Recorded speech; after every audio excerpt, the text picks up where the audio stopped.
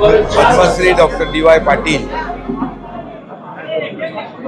यांचं दुःखद निधन हे अतिशय मनाला वेदना देणारं आणि सगळ्यांच्याच मनाला चटका लावून जाणारी घटना आहे. त्यांनी आपल्या आयुष्यामध्ये शिक्षण क्षेत्रात, सामाजिक क्षेत्रात, वैद्यकीय क्षेत्रात, सहकार क्षेत्रात आणि क्रीडा क्षेत्रात देखील भरीव जे काम केलं ते महाराष्ट्र किंवा देश कदापि विसरू शकणार नाही. आणि सर्वसामान्यांच्या दुःखामध्ये समरस होणारं हे व्यक्तिमत्व पद्मश्री डी वाय पाटील यांच्या रूपाने सातत्याने कार्यरत राहिले. ते पद्मश्री होते, ते बिहार, पश्चिम बंगाल, त्रिपुरा या राज्यांचे राज्यपाल देखील म्हणून त्यांनी काम केलं. विविध पदांवर काम केलं.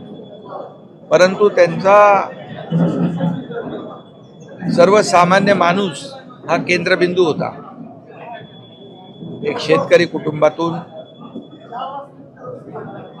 जन्म घेतलेला, एक शून्यातून विश्व निर्माण करणारा अतिशय दुर्मिळ असं व्यक्तिमत्व आज आपल्यामध्ये नाहीत. Doctor D Y Patil medical college line बाजार सर्वांनाच दुःख आणि वेदना देणारी ही घटना आहे. त्यांच्या अनेक आठवणी आहेत. मी मुख्यमंत्री असतानाच्या, अगोदरच्या, आताच्याही आणि त्या कदापि आपण विसरू शकत नाही. बाळासाहेबांचे त्यांचे अतिशय जिव्हाळ्याचे संबंध होते. आम्हाला आठवतं आहे की मुंबईमध्ये एक मेडिकल कॉलेज जेव्हा सुरू झालं त्यावेळेस मेडिकल कॉलेजला एक हॉस्पिटल पाहिजे अटॅच. बाळासाहेबांनी तात्काळ हे कॉलेज माझं आहे, आपलं आहे, आपल्या परिवारातलं आहे आणि त्या भावनाने त्याला तात्काळ मंजुरी दिली. अशा अनेक घटना आहेत. सर्वांशी त्यांचे चांगले संबंध सलोख्याचे होते. एक अजात शत्रू म्हणून त्यांनी या महाराष्ट्रात, देशात काम केलं. मला देखील त्यांच्या डी वाय पाटील कॉलेजमधून डॉक्टरेट देण्याचं काम त्यांनी केलं हे मी कदापि विसरू शकत नाही. आमचा खासदार श्रीकांत शिंदे डॉक्टर झाला डी वाय पाटील, हे देखील मला विसरता येणार. आणि म्हणून एक शिक्षण महर्षी आपल्या नाहीत, खऱ्या अर्थाने एक अजात शत्रू लोकनेता हरपलेला आहे. आणि ज्ञानाचा महासागर हरपला आहे असं म्हटलं तर वावगं ठरणार नाही. सहकार, शिक्षण, क्रीडा, वैद्यकीय क्षेत्रातलं एक दुर्मिळ नेतृत्व हरपलंय.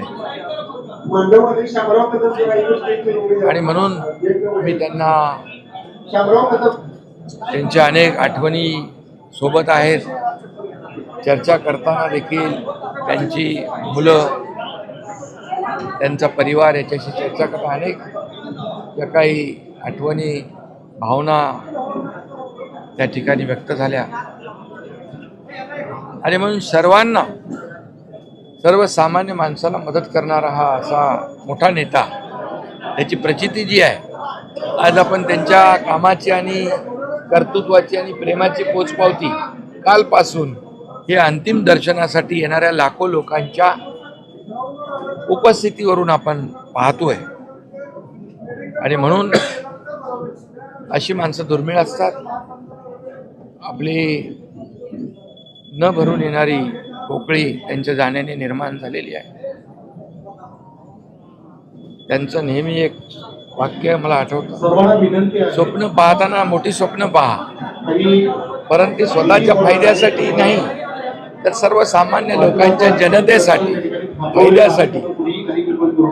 हे वाक्य त्यांचं फार बरंच काही बोलून जातं. आणि म्हणून अशी माणसं फार कमी जन्माला येतात.